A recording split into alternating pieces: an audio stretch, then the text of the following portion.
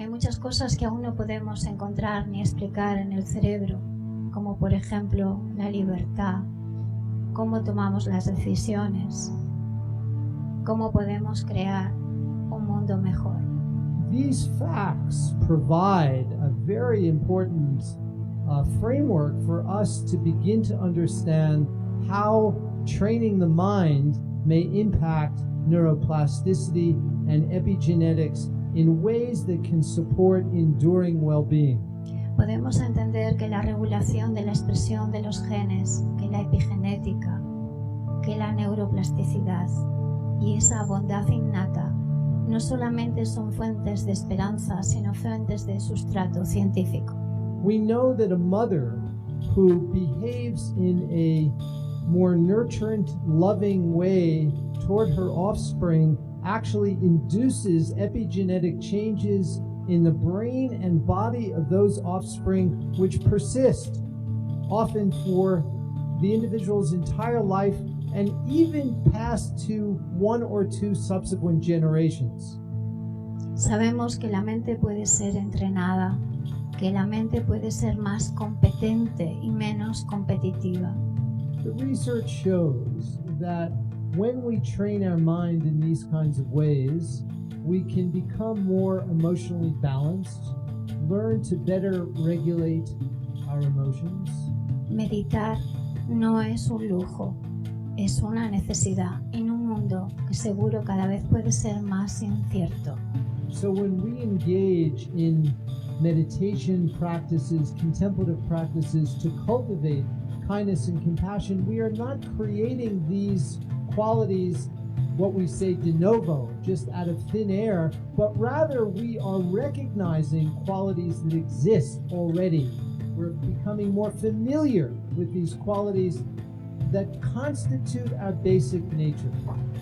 ¿Puede el amor, la empatía, el gozo y el altruismo ser elementos significativos en este mundo? ¿Puede la política y la neurociencia del bienestar crear un cambio significativo? Nosotros creemos que sí. And so by changing our mind, we have the conviction that we can also change the world.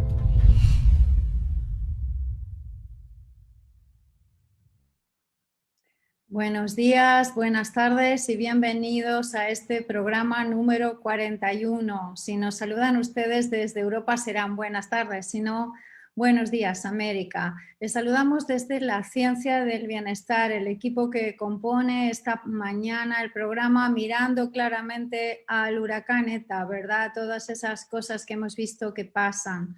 Primero de todo, nuestro más sencillo y sincero apoyo a todas esas personas que están desplazadas, particularmente a Guate, nuestro cariño, a nuestra compañera Carla. Guatemala tiene ya muchos desplazados, gente subida a los árboles, un gran desastre humanitario. Parece que solo estamos mirando a las elecciones de Norteamérica, pero en Centroamérica se sufre y se padece los efectos del cambio climático. Que estés muy bien, Carla Castellano, desde Antigua, y también todas las personas que están en Centroamérica, ¿verdad?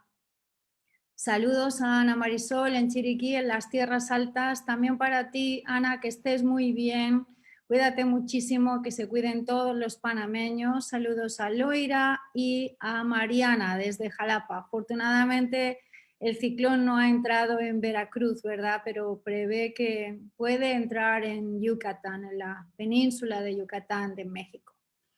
Bien, pues aquí estamos en mitad de las tormentas, nunca mejor dicho. Vamos a hacer este bonito programa y quisiera comentarles cuáles son los contenidos del día de hoy. Uno se pregunta todo esto del cambio climático y qué efectos tiene, y afecta desde los más grandes, que son los océanos, las montañas, las mareas, las tormentas, hasta los más pequeños. Así que voy a hablar de seres muy pequeños y qué nos enseñan los pequeños. Llevo mi atención esta mañana a las abejas. Ha habido una persona en particular en este programa que me ha pedido que hable de las abejas, y para ella va esta talk de esta mañana. ¿Qué nos enseñan las abejas desde el punto de vista psicológico? qué podríamos aprender de ellas y por qué son importantes las abejas en el cambio climático. Tenemos a un invitado muy especial, es Duván López, es un artista internacionalmente reconocido, es colombiano de origen, afincado en España, pero pasa la mayor tiempo de exposición en exposición. Vamos a ver la obra de Duván López y que nos explique cómo ha vivido la pandemia. Parece que Duván ha estado muy activo, ha creado muchas cosas. Vamos a entrar en el estudio de Duván López, en el estudio de un artista en Costa Brava, a ver qué está pintando, qué nos cuenta, qué está haciendo. Haremos yoga con Narayani desde Tenerife, de nuevo con Om Shanti, y finalmente nuestra meditación se la dedico a todos aquellos que navegamos con la negación. ¿Cómo podemos gestionar la negación en nuestras vidas? ¿Qué pasa cuando no nos queremos mirar en el espejo y no vemos todo aquello que luego los amigos nos dicen? Ah, ¿no te habías dado cuenta? Si esto era así, pues no, no nos habíamos dado cuenta. Bien, si se acaban ustedes de incorporar, esto es La Ciencia del Bienestar, estamos en el capítulo 41, emitiendo desde en medio de este huracán, desde el huracán ETA, desde el centro de las Américas. Nos acompaña todo el equipo y sobre todo todos ustedes. Gracias por confiar y volver aquí cada mañana a estar un ratito con nosotros, una horita, para practicar el bienestar. Y vamos a empezar ahora ya sí, hablando sobre las abejas.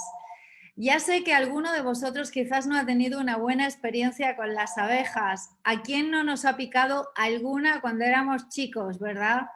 Yo me acuerdo de algunas picadoras que fueron históricas y cómo las mujeres de mi pueblo me decían ponte de todo, la una ponte barro, la otra ponte cieno, ponte hielo, y al final no había que era lo que no se pusiera porque era un dolor horroroso. Hemos creado una imagen muy fuerte de las abejas cuando éramos chicos, de respeto porque picaban, pero también de admiración porque qué cosas más ricas hacían las abejas. Las abejas nos daban esa miel tan maravillosa y desde ahí surge una curiosidad innata de observar a las abejas. Hablamos en algunos de los programas sobre George O. Wilson, ese sociobiólogo norteamericano de la Universidad de Stanford que se interesó por los seres pequeñitos y una de las comunidades a las que le prestó atención fueron a las abejas. Bueno, podemos decir que la vida, no sé si estáis de acuerdo, es un conjunto de manifestaciones y el ser humano no es el que más sobresalga ni en inteligencia ni en manifestación. Cuando tenemos capacidad de abstraer lo que forma nuestra realidad, podemos observar sanamente, y si somos sinceros, que hay muchas especies en este planeta que, válgame Dios, lo hacen mejor que nosotros. Podemos ver que hay muchos insectos que desde luego no solo se ganan la vida, sino que se ganan el honor y nuestra admiración. Entre ellos están las abejas. Cuando miramos a las colmenas podemos ver que es una estructura social. Lo podríamos comparar con ciudades muy complejas.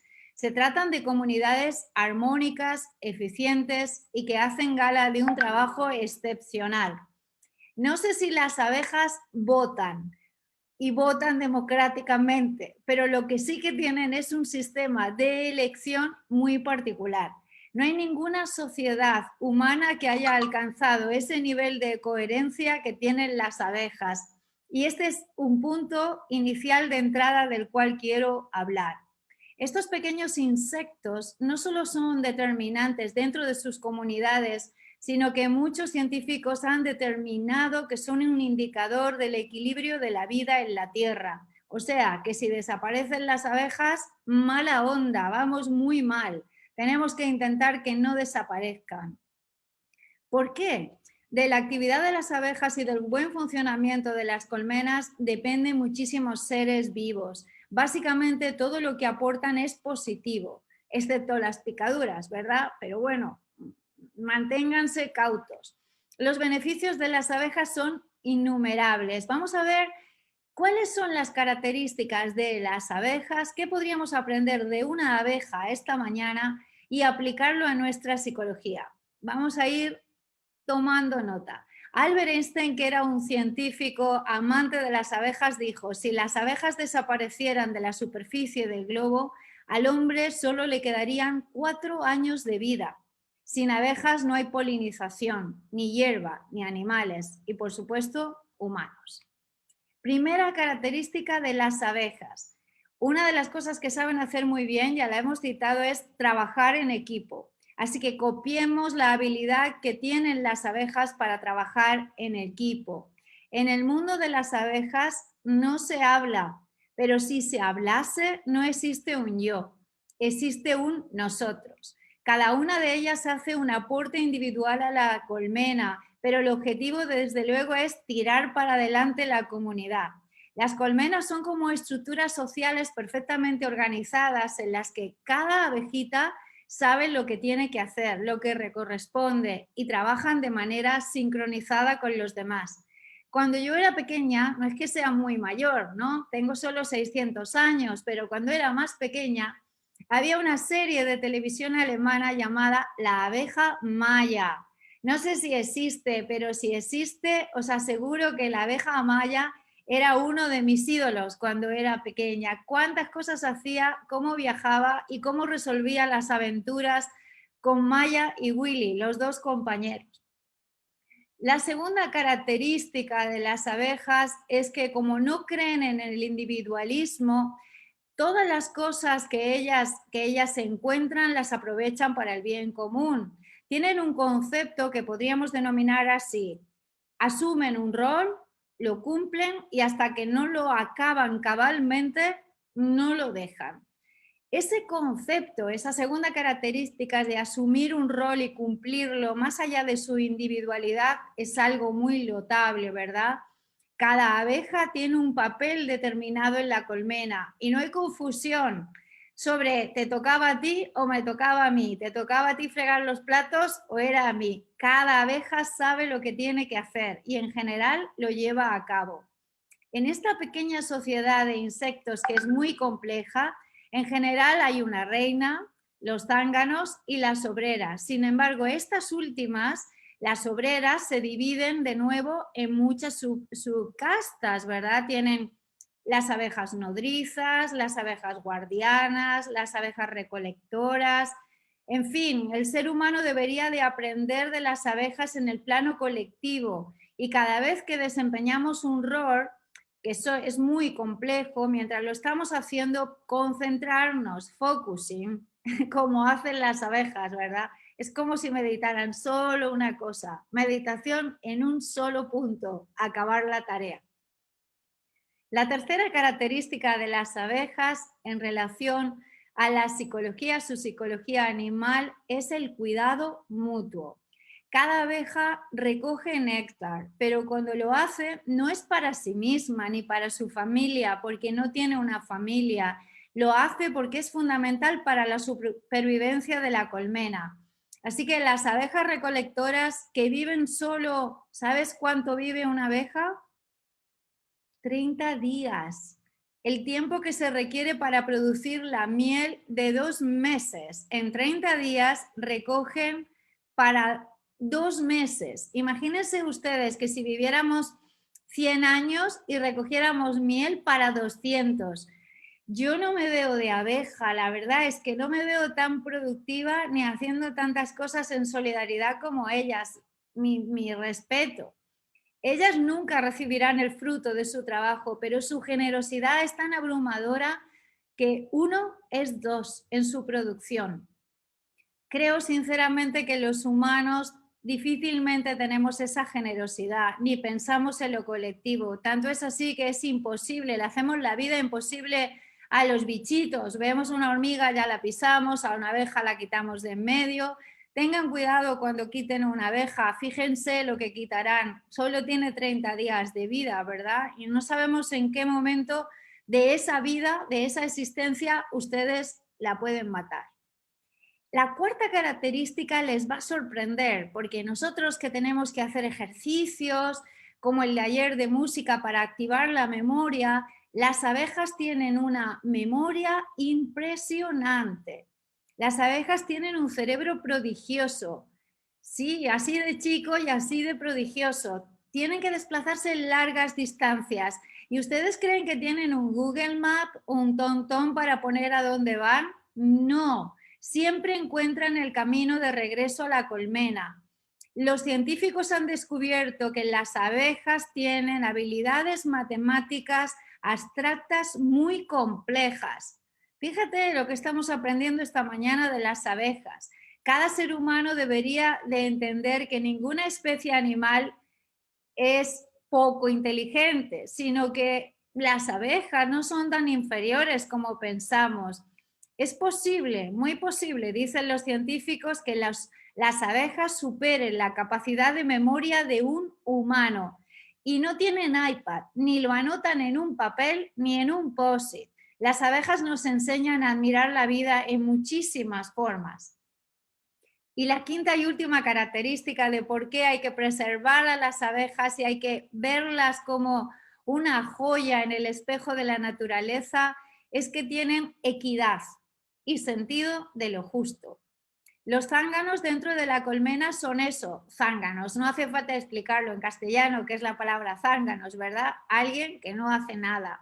Son los machos y su papel fundamental en la colmena es fecundar a la reina. No tienen que trabajar como las obreras, pero eso no significa que sus privilegios no tengan un precio. Tienen una función, ¿verdad? Por otro lado, solo el más fuerte de ellos es el que logra fecundar a la reina, pero al hacerlo, ¿sabéis qué le pasa? Muere. Los demás son expulsados de la colmena y deben de vagar hasta ser aceptados en otra colmena. Además, si las condiciones se ponen difíciles en el invierno, son los zánganos los que se tienen que ir, sacrificarse y se quedan condenados a morir. Así que imaginaros qué sistema de equidad y de compensación del cerebro que tienen las abejas absolutamente fascinante. Esta organización implica entonces un sentido de justicia. Ustedes pueden decir, no es justo, si es justo, me gusta, no me gusta. Bueno, no vivimos en una colmena, no en una colmena de insectos, sí en una colmena humana, ¿verdad? Pero está claro que sus privilegios y deberes se reparten de forma equitativa y mucho tendríamos que aprender de las abejas en el mundo humano, donde la injusticia, la desproporción, el egoísmo, la falta de memoria y la falta de atención son problemas fundamentales. Así que por favor, no maten a las abejas, planten flores para que puedan seguir haciendo, les encantan los olores atractivos y aléjense, déjenlas que trabajen, que hacen un trabajo maravilloso en nuestro planeta. Esas eran nuestras recomendaciones sobre las abejas en el día de hoy. Espero que les hayan inspirado. He visto a Antonella todo poniendo muñequitos y caritas de que le gustaba. Antonella, creo que mamá no te va a dejar tener una colmena en casa, pero la puedes estudiar en los libros y ver cómo funciona. Y cuídate de las picaduras. Bien, vamos a seguir avanzando en el programa y vamos a ir hacia España para hacer yoga, si es posible. No sé si Dubán ya entró desde producción. ¿Entró Dubán en el programa?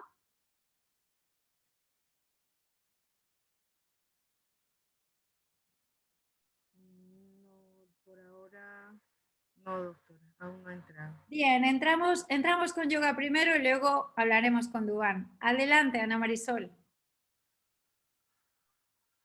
Buenos días de nuevo, buenas tardes si nos estáis viendo desde Europa o si nos estáis viendo en diferido, pues la hora que os corresponda. Vamos otra vez con esta bonita práctica de yoga. Vamos a hacer una práctica con posturas enlazadas, las que vamos a intentar ir encontrando esa armonía, ese fluir de una postura y otra. Vais a tener que disculparme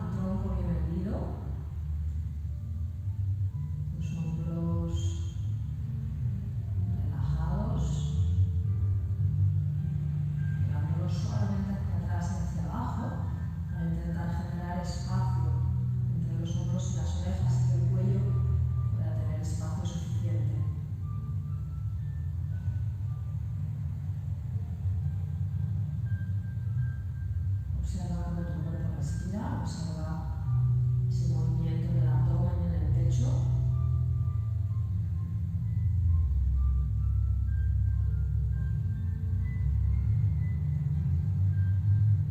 Vamos a ir poniéndonos de pie.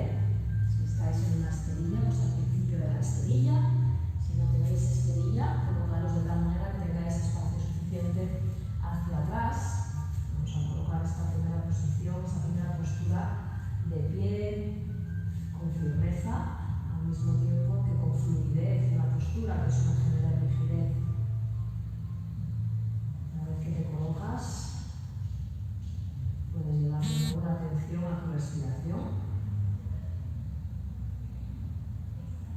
Desde aquí vas a llevar los brazos juntos al centro del pecho. Vas suavemente a hacer una extensión de la columna hacia atrás.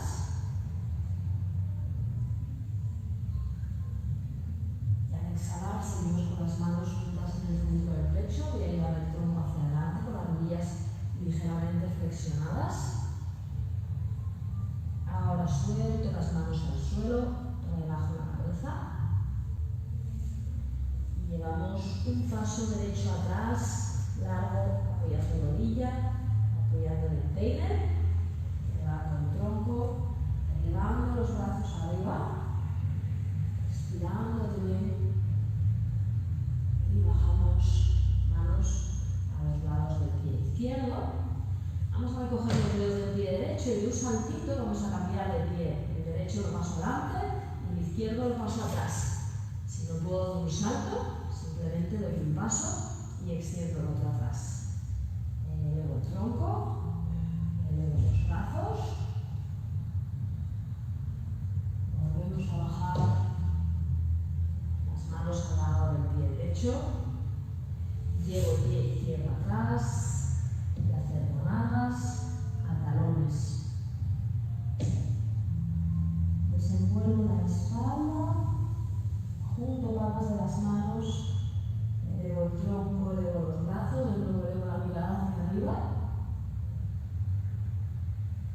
y bajo brazos por delante, recojo los dedos de los pies, me voy de cuclillas, acerco manos al centro del pecho, apoyo las manos en el suelo.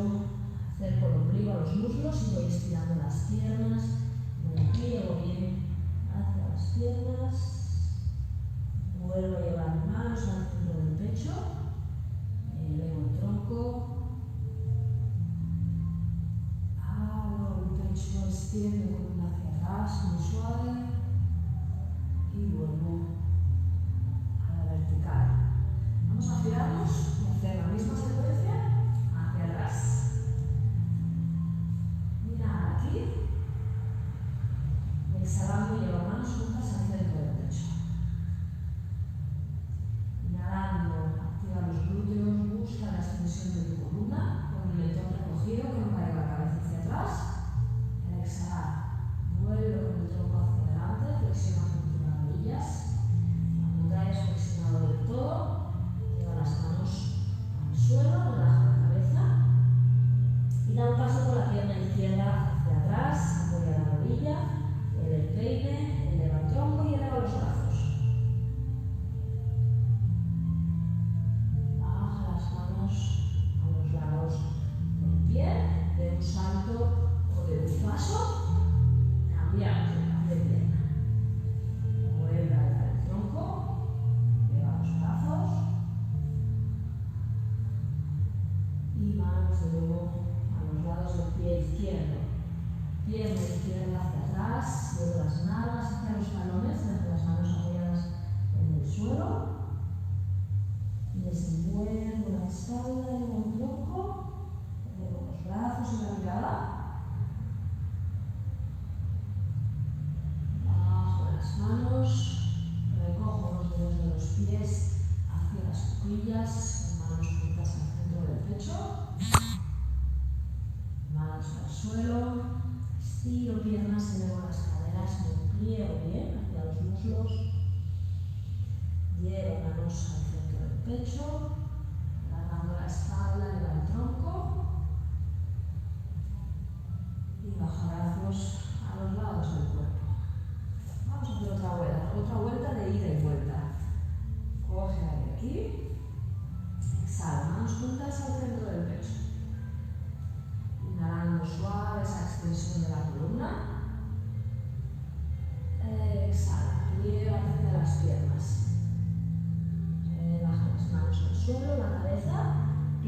derecha atrás, paso largo, apoyo la rodilla del peine y elevo el tronco y elevo los brazos.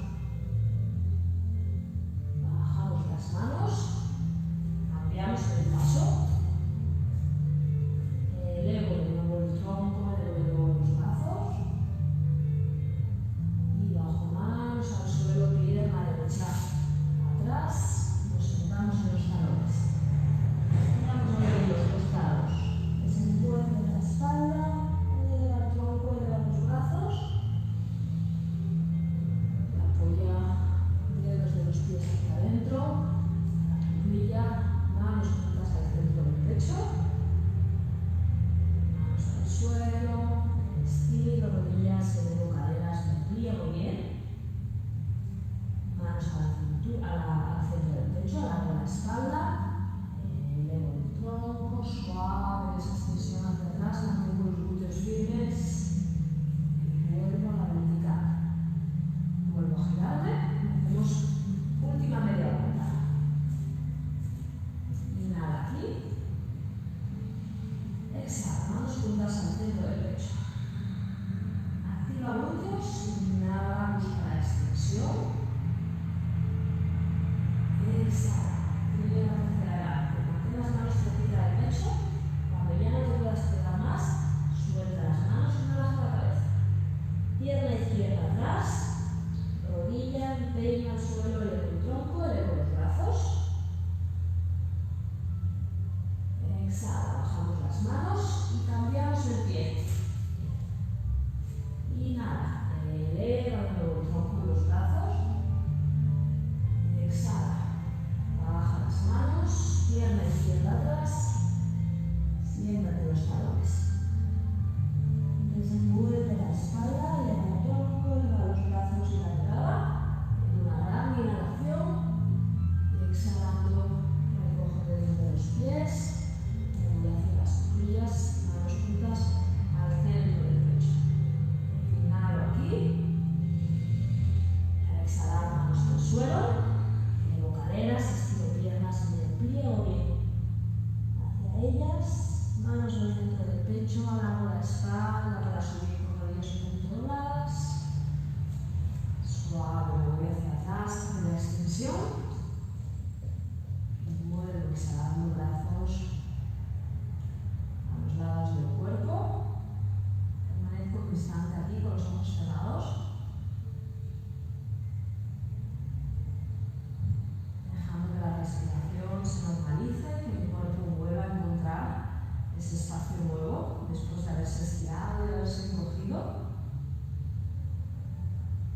Ese movimiento que nos hace, nos masajea el cuerpo, nos masajea los músculos, nos masajea los tendones, nos masajea el sistema nervioso, todos los nervios que circulan por el cuerpo también a través del movimiento también se masajean. Todo el sistema circulatorio, todo el sistema linfático, cualquiera de los sistemas de nuestro cuerpo está siendo masajeado a través del movimiento. Vete sentándote en la silla, en el suelo.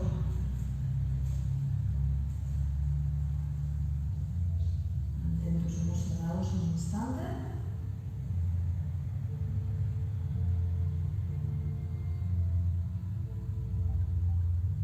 Sonrisa en los labios, ese gesto que en yoga conocemos como el gran gesto o el Maha Mudra, una gran sonrisa en los labios.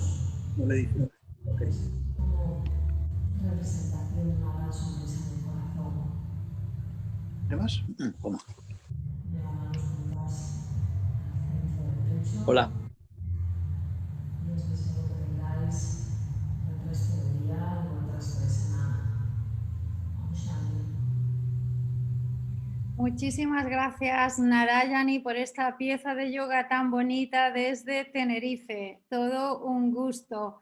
Buenas tardes, Dubán, ¿cómo estás? ¿Nos escuchas?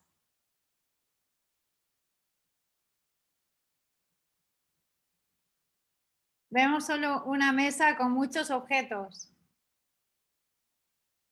A ver si te vemos a ti, dándole la vuelta a la cámara quizás. Ahí casi te vemos, casi te vemos. Hola Dubán, ¿nos oyes?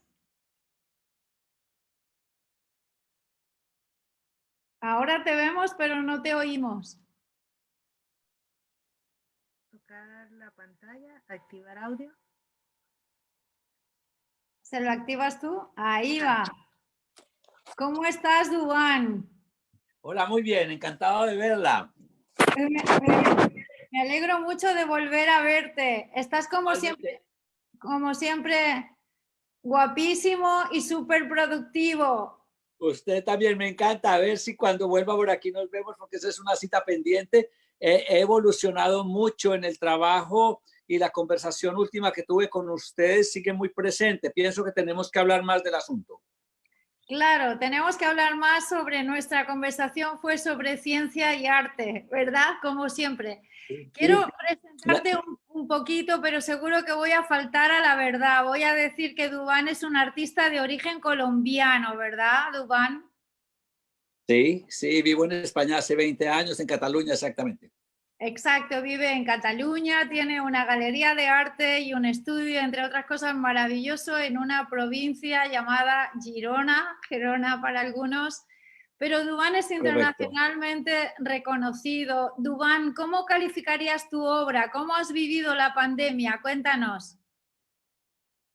A ver, hablar de mi obra pues es un poco complejo porque es el recuento de la historia del arte universal. Hay un crítico de arte que habla de dubanismo, porque de alguna manera yo me nutro de todas las tendencias que han habido en la historia, las reciclo a mi manera y convierto esto en un nuevo mensaje, un nuevo lenguaje que es capaz de decir ahora y de contactar con las personas de esta época que de alguna manera son diferentes a las anteriores, porque tenemos el elemento digital, tenemos los más media y una cantidad de información que no había salido hasta estos momentos por razones que ustedes conocen mejor que yo.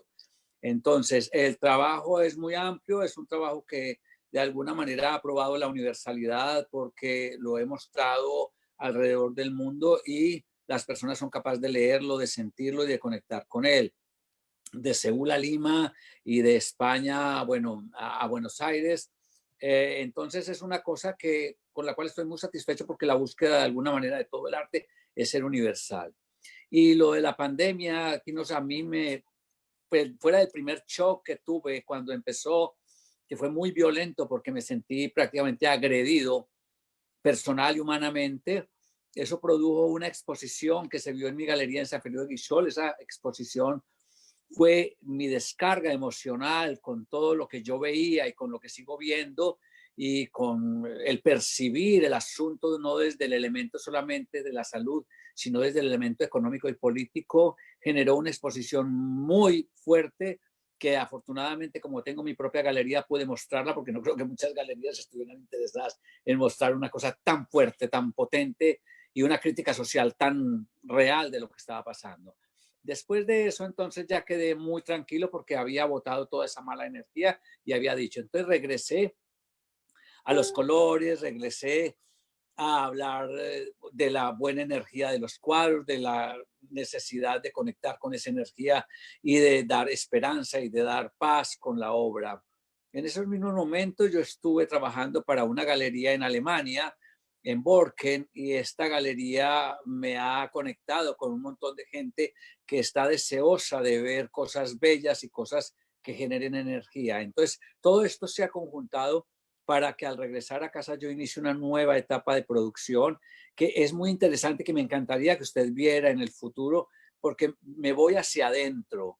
Es decir, no investigo a nivel de la ciencia, sino que percibo a nivel intuitivo cuál es la conexión de la sinapsis, es decir, cuál es la conexión de las células en el cerebro y en el cuerpo, porque he descubierto también que la realidad parte de mi realidad interna. Entonces ahora me preocupa mucho el cómo estoy viviendo al interior. Entonces imagino las conexiones de estas energías que generan lo que yo llamo la vida, lo que soy, lo que cada uno es. Y estoy consiguiendo unos resultados que para mí son nuevos porque mi obra siempre ha sido figurativa y estaba muy la imagen era la imagen que vemos en el exterior. Ahora me estoy yendo hacia adentro. Entonces, para mí ha sido muy productivo ese silencio, ese encierro, y a pesar de la crítica que tengo que hacer al mundo, considero que es un buen momento para crecer. Dubán, dices muchas cosas que son muy familiares en el programa, como por ejemplo la descarga emocional, utilizar las emociones como un material de procesamiento de la realidad social y cómo un artista tiene ese bypass, ¿no? Por un lado hace una crítica social, económica y política fuerte y luego vuelve a su interior. ¿Crees que el trabajo de ser artista, hablábamos en el programa de las abejas, que es una cosa muy pequeña y nadie le presta atención?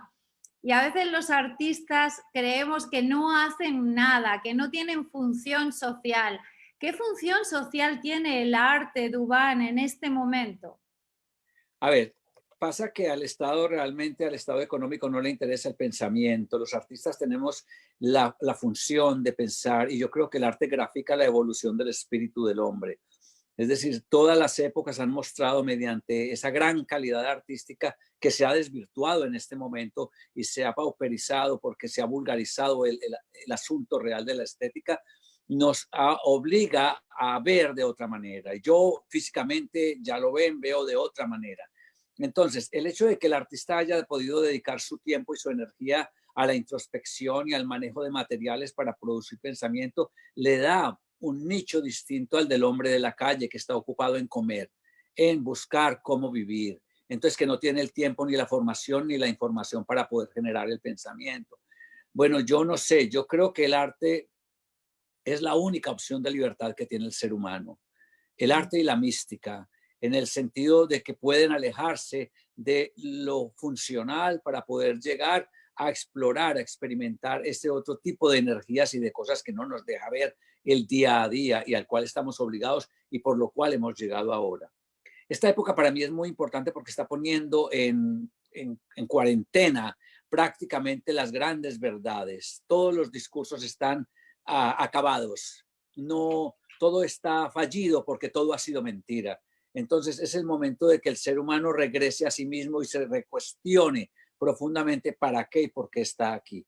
No creo que el ser humano haya venido a la Tierra a cumplir una función de estar 8 horas en una oficina, ni estar trabajando solamente para comer. No creo. No creo que uno trabaje para ser esclavo. No creo. Creo que el ser humano no será humano hasta que no encuentre ese espacio lúdico en el cual la creatividad lo convierte en lo que realmente es, un co-creador del universo.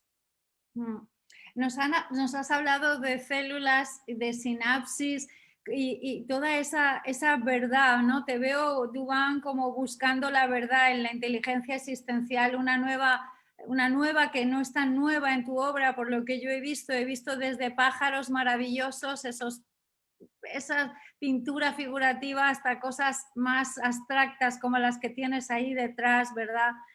¿Crees que este momento de inteligencia existencial va a unir también el arte y la ciencia? Ese proceso que tú describías de observar, que parece que hablaba un neurocientífico, ¿también se unirá, Dubán? A ver, es la única opción que le queda al hombre, porque la ciencia ha tomado un camino de funcionalidad y de objetivización de cosas que no existen realmente. Está creando una burbuja de plástico en la cual quieren que vivamos, olvidándonos de lo interno. Hay un problema muy grave y es que la diferencia que la ciencia impone en este momento es la de la funcionalidad, el producir por producir, el que el hombre se convierta en un animal laborante nuevamente, en ese ser que solamente funciona para conseguir cosas.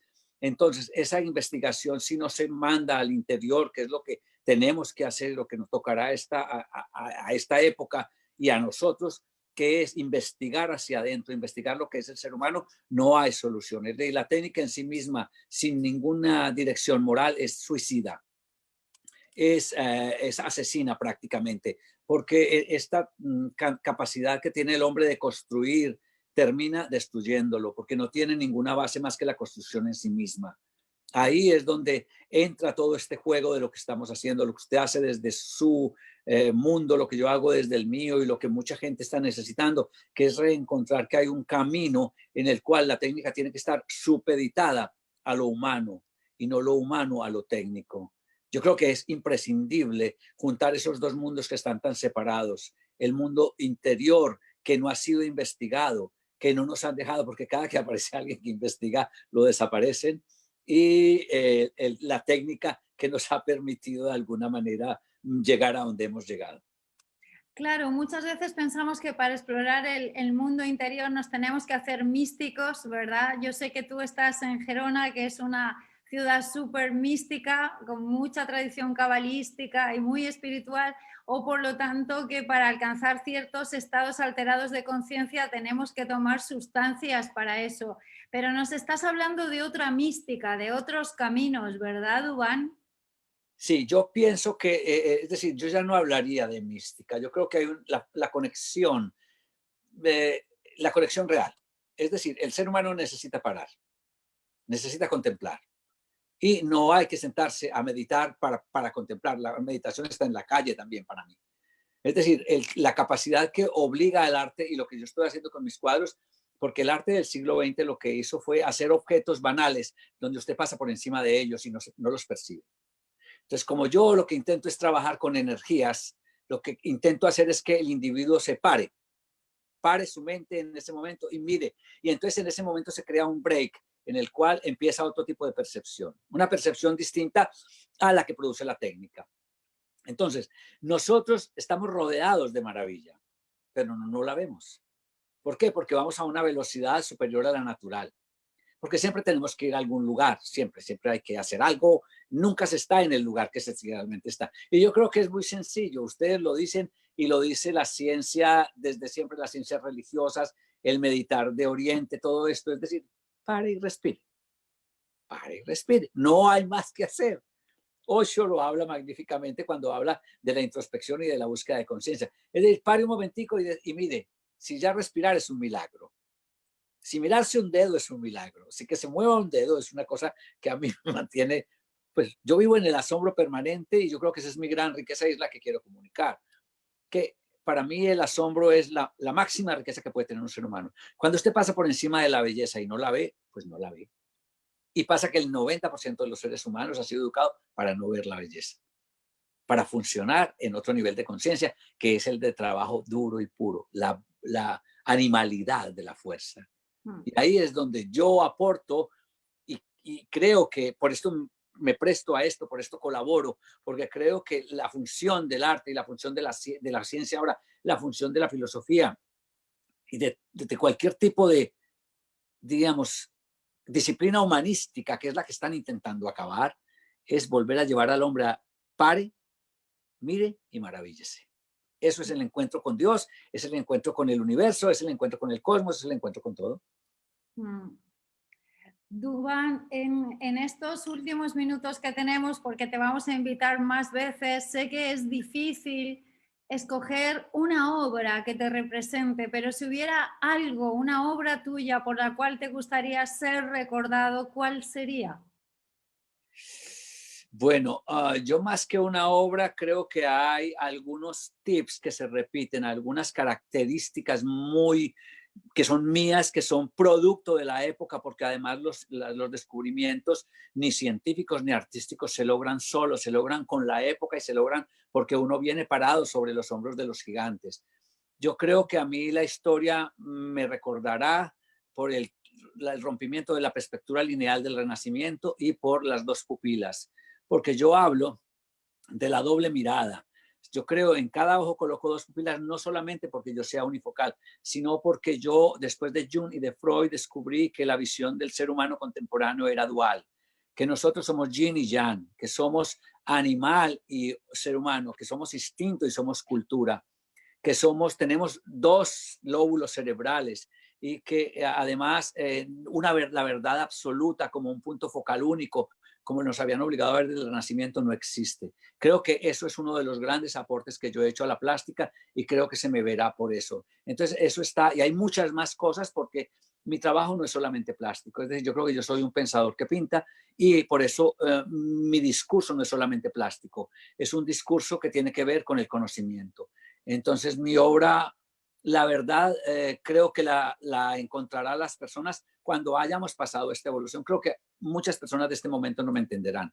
Y es normal porque, claro, yo estoy viviendo de alguna manera un poco en el futuro.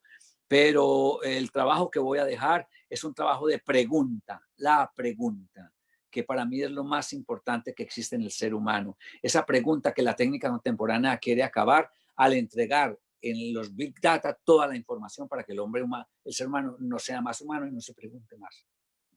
¿Y crees que entonces la respuesta a nuestra búsqueda es seguir preguntándonos, Dubán? Claro, si la pregunta desaparece, el ser humano desaparece. Y eso es precisamente el gran problema de los más media y del computador, da las soluciones hechas. Es decir, ya la fantasía no se necesita porque viene empaquetada. Entonces, ¿dónde está el hombre si no se pregunta? Si el ser humano no se construye con las manos y la pregunta del pensamiento, ¿dónde está el hombre? El problema de nuestra época es que creyó que el hombre ya estaba terminado y que la evolución había llegado a donde había que llegar. Y ese es el peligro. Es decir, somos seres en evolución permanente y somos seres que no sabemos para dónde vamos, pero vamos. Cuando ya todo esté dado en el chip, no hay nada que hacer. Ya no hay pregunta. Entonces el ser humano es un autómata, que es el gran peligro contemporáneo. Es decir, yo creo que la gran apuesta de todo ser humano consciente en este momento es seguirse preguntando por esos grandes cuestionamientos que no han podido ser solucionados y que no lo van a hacer, que es la vida, que es Dios, que es el universo, para qué vinimos, por qué estamos aquí. Y yo creo que ahí está el hombre, el ser humano. Hay muchos niños, Dubán, que ven este programa, niños y niñas. En la escuela no les enseñan mucho arte y menos aún en la pandemia. ¿Qué le podemos decir a los niños? A ver, yo más bien le diría a los profesores, denle herramientas para crear, denle herramientas para la creatividad, denles tiempo, déjenlos jugar, hacer. Porque pensando, yo vivo muy agradecido de mi madre, porque de mi pueblo, de mi gente, porque a mí se me permitió jugar y yo sigo jugando. Es decir, yo todo lo que hago lo hago con conciencia, pero sigo jugando. Y a los niños, es decir, el peligro radica ahí. A los niños no los dejan jugar, no los dejan ser niños, porque los niños tienen que ser productivos y tienen el porqué es problemático, porque el porqué nos lleva a nosotros a reconocer el desconocimiento. Entonces el padre no permite la pregunta porque la pregunta lo hace quedar en la ignorancia, él no sabe tampoco.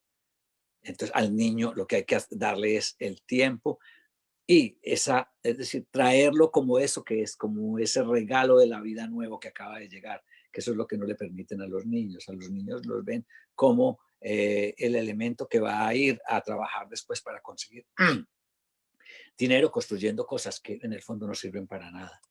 Exacto. Entonces, exactamente. Dubán, qué alegría de verte. Te invitaría a tomar un café de Colombia, pero estamos un poco lejos. Hay muchos colombianos que nos escuchan, van a estar encantadísimos de oír ese hermoso acento que tienes. ¿Qué le dices a América? ¿Qué le dice Dubán esta mañana a América? Por favor, regresen a la información ancestral. Regresen al contacto con los indígenas, regresen al contacto con la tierra. Dense cuenta, América, que la riqueza no está en la técnica, sino en los recursos naturales. Si América no cuida sus recursos naturales, será un desierto en 20, 30 años. Todos se lo habrán llevado y serán esclavos, porque eso es lo que quiere el establecimiento mundial. Es decir, América tiene que retornar al contacto con el agua, con la tierra, con el cosmos, y eso todavía allí está vivo. América tiene que volver a mirar al indígena, a ese ser que tiene esa tradición ancestral como la base, y el mundo entero tendrá que regresar allá si no quiere desaparecer. Pues Dubán, nos dejas una gran tarea. Esperamos verte muy pronto por América y si no, pues por Europa o por cualquier lugar del mundo donde expones. Te quiero mucho, gracias por dedicarnos este tiempo. Te echo de menos, pero pronto nos volveremos a ver. Así está, y lo que necesiten, aquí estoy para servirles. Un abrazo grande, a usted me encanta y a todos. Gracias, él era Dubán López, por favor búsquenlo en las redes, encontrarán la obra de Dubán en Facebook y en internet, muchas cosas sobre él, pero sobre todo si no la encuentran en internet, quédense con lo que han escuchado, que es muy importante, retornen al original, América, vuelvan a lo natural. Gracias, Dubán, gracias. Que Dios nos guarde. Adiós. Gracias. Chao. Muchas gracias. Pues era nuestro querido amigo Duan López desde Costa Brava, desde España, un artista colombiano afincado en el mundo, un pensador filosófico, como él mismo ha dicho. Vamos a meditar en estos últimos minutos del programa. Nos ha dicho Duan que no necesitábamos meditar para sentarnos, que simplemente el asombro era parte de la realidad. Pues vamos a asombrarnos. En este caso hemos escogido la fuerza de la negación para el asombro. Vamos a tomarnos un minuto para respirar tranquilamente. Siéntense o esténse parados como más les guste, esténse de pie. Y vamos a respirar 9 respiraciones profundas.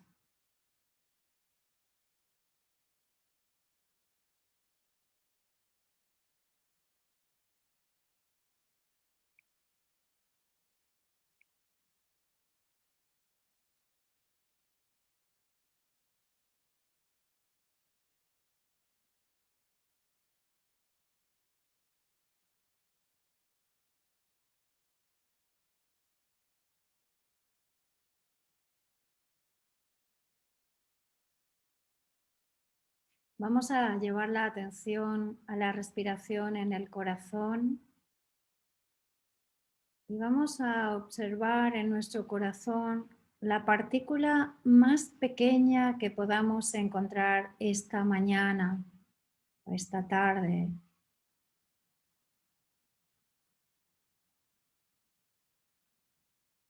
Y observar cómo en esa partícula tan pequeña, la más infinita que podáis encontrar, existe vida, existe energía y existe cambio.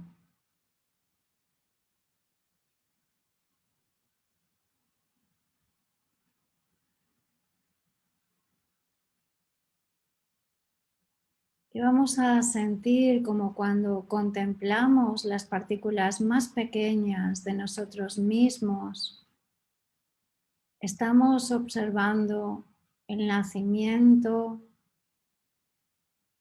y la evolución de un pequeño universo.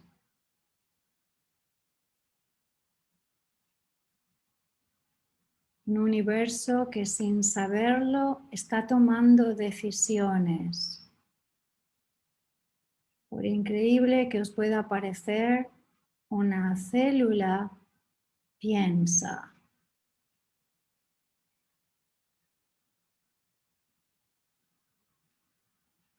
Cuando nacemos, cuando somos niños y más tarde como adultos, decidimos cosas continuamente. Decidimos, por ejemplo, si empezar el día con el pie izquierdo o el derecho, si utilizar el rojo o el azul, si el helado es de fresa o de limón. Como seres pensantes, estamos hechos de la suma de decisiones. Sentir como no soy solamente un cuerpo, no solamente emoción, percepción o sentimiento, sino también decisión.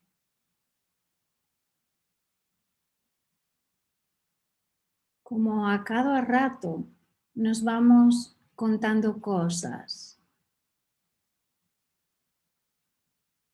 Y esas cosas, lo que nos contamos, tiene que ver con nuestra narración interna, con nuestra propia vida. Así nos contamos quiénes somos, de dónde venimos, a dónde vamos o con quién vamos.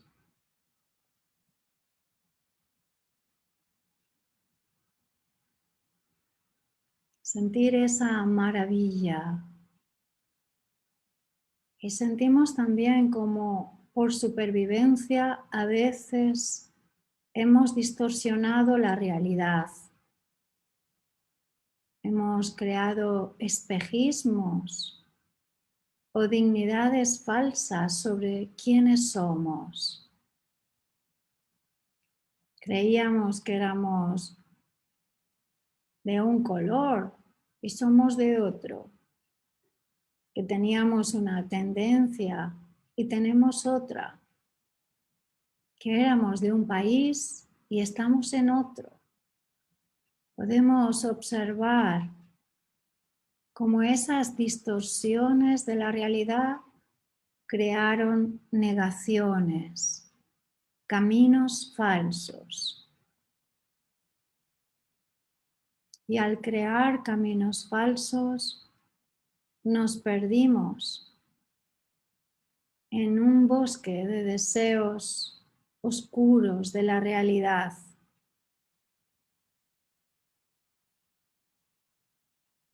Vemos cómo surge eso, surge quién somos y a la vez quién no somos.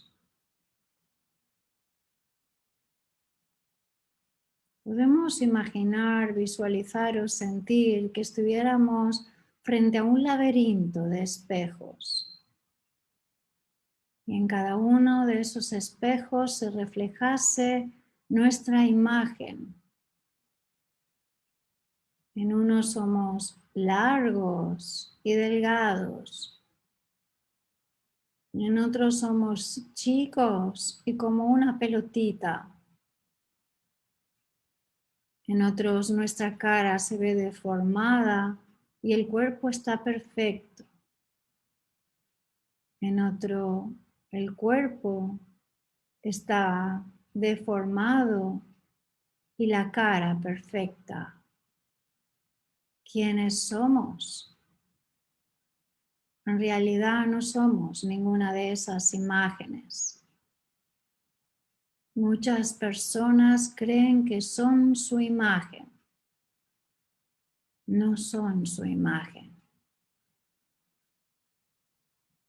Y para saber quiénes somos, nos preguntamos a veces, ¿quién no somos?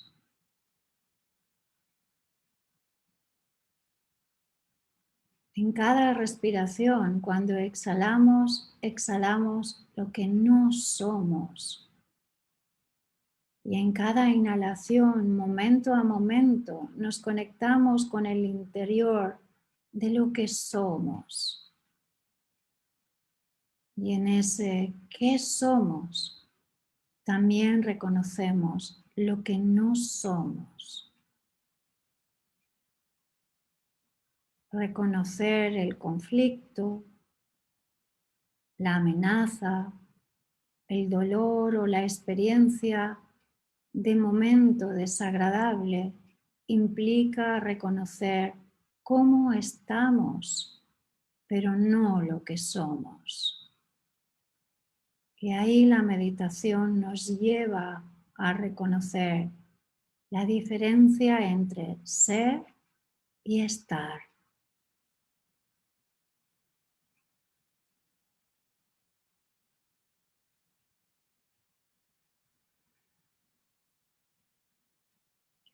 ¿Qué nos pasa si nos enfrentamos al espejo y creemos que somos el espejo?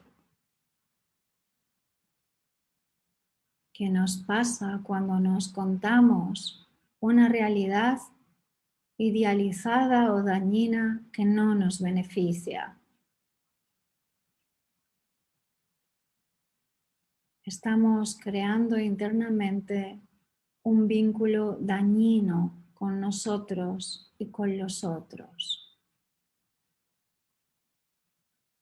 Vamos en esta meditación volver a nuestra naturaleza, volver a la naturaleza de la sorpresa,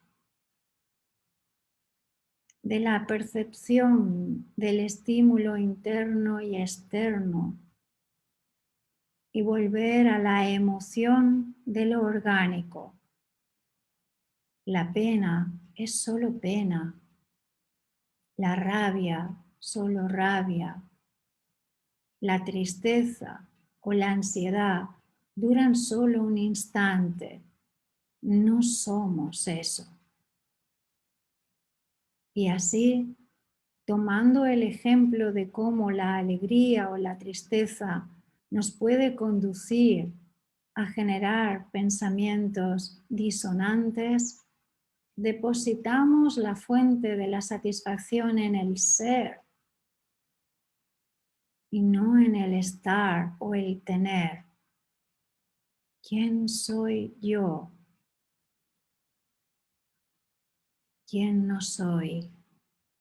Y cuando digo lo que no soy, elimino uno de los graves ingredientes de la desidia, la culpa o la vergüenza.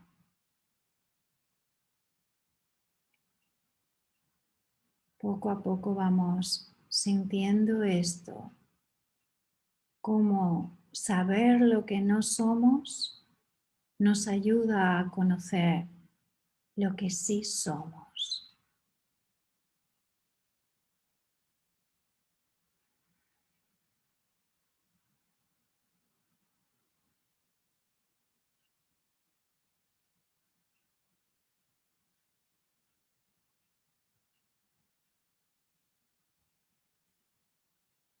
Y poco a poco vamos de nuevo a llevar la atención a la respiración, al corazón. Vamos a abrir los ojos. Deseo que estén muy bien, que esta hora de bienestar haya sido de mucho beneficio. Esta mañana hemos hablado de las abejas, de qué nos enseñan las abejas. Hemos hecho yoga con Narayani desde Tenerife y hemos disfrutado profundamente, estoy segura que están de acuerdo, con Duván López, ese artista pensador o ese pensador, filósofo y artista. Y para acabar en esta meditación, ¿quiénes somos? La negación dentro de la meditación. Que estén muy bien. Si les gustó el programa, nos vemos mañana. Les abrazo fuertemente. Buena tarde a Barcelona, buenas tardes a España, buenos días América. Gracias Carla desde Guatemala, Mariana desde México y Loira y Ana Marisol desde Panamá. Que estén muy bien. Hasta mañana.